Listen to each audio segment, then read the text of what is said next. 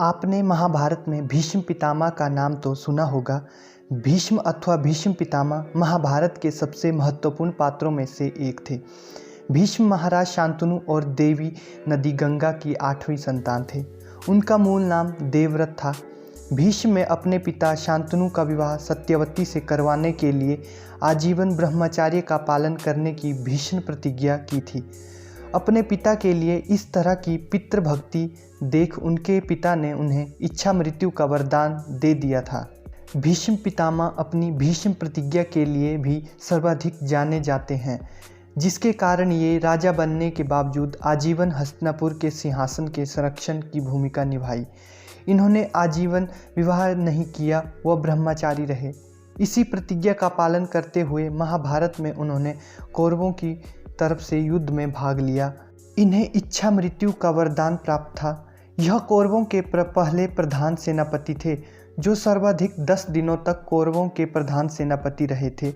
कहा जाता है कि द्रौपदी ने सरशैया पर लेटे हुए भीष्म पितामह से पूछा कि उनकी आंखों के सामने चीरहरण हो रहा था और वे चुप रहे। तब भीष्म पितामह ने जवाब दिया कि उस समय मैं कौरवों का नमक खाता था, इस वजह से मुझे मेरी आंखों के सामने एक स्त्री के चीरहरण का कोई फर्क नहीं पड़ा, परंतु अब अर्जुन ने बाणों की वर्षा करके मेरा कौरवों के नमक ग्रहण से बना रक्त निकाल दिया है। अतः अब मुझे अपने पापों का ज्ञान हो रहा है, अतः मुझे क्षमा करें द्रौपदी। महाभारत युद्ध खत्म होने पर इन्होंने गंगा किनारे इच्छा मृत्यु ली। भीष्म पितामह के पिता शांतनु ने अपने पिता प्रतीक की आज्ञा से गंगा के पास जाकर उनसे विवाह करने के लिए निवेदन किया। गंगा ने कहा, राजन, मैं आपके साथ विवाह करने के लिए तैयार हूँ, लेकिन आपको वचन देना होगा कि आप मेरे किसी भी कार्य में हस्तक्षेप नहीं करेंगे। शांतनु ने गंगा को वचन देकर विवाह कर लिया। गंगा के गर्भ से महाराज शांतनु को 8 पुत्र हुए, जिसमें से 7 को गंगा ने गंगा नदी में ले जाकर बहा दिया। वचन के बंधे होने के कारण शांतनु कुछ नहीं बोल पाए।